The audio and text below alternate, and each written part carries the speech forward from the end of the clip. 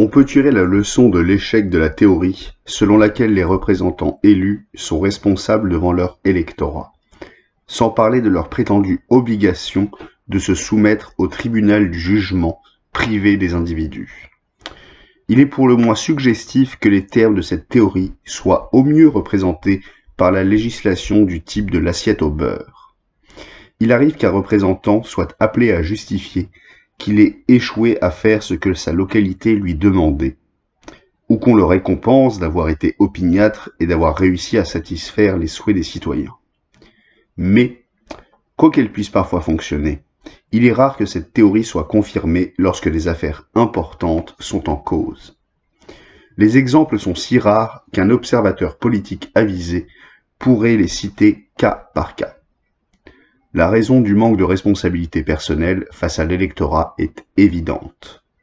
L'électorat est formé de groupes plutôt amorphes. Leurs idées politiques et leurs convictions sont souvent en suspens entre les élections.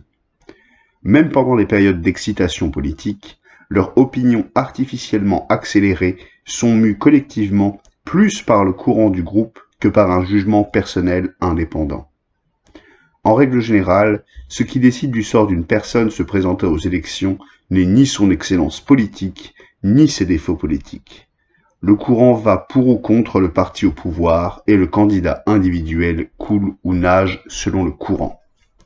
Parfois, il existe un consensus général au niveau des sentiments, une tendance marquée en faveur d'une législation progressiste ou d'un désir de retourner à la normale.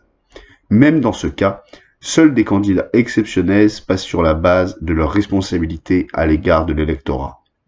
La marée submerge certains.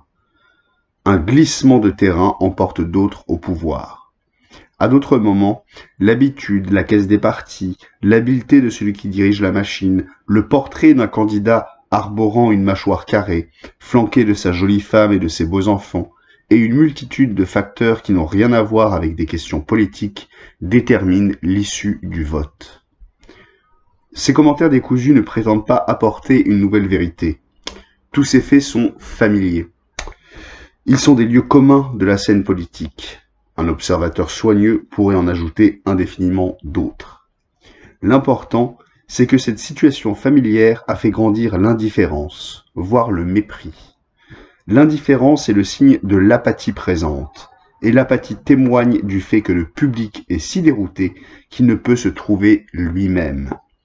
Ces remarques ne sont pas destinées à offrir une conclusion. Elles sont proposées afin de souligner un problème. Qu'est-ce que le public? S'il existe un public, quels sont les obstacles qui s'opposent à ce qu'il s'identifie et s'articule? Le public est-il un mythe? Ou ne commence-t-il à exister que dans les périodes de transition sociale marquées, lorsque sont débattues des alternatives cruciales, comme dans le cas où il faut choisir entre protéger les institutions établies ou s'ouvrir à de nouvelles tendances, ou réagir contre un pouvoir dynastique qui en est venu à être ressenti comme despotiquement oppressif, ou encore entrer dans une période où le pouvoir social passe des agriculteurs aux ouvriers. John Dewey, Le public et ses problèmes. Génial, à lire.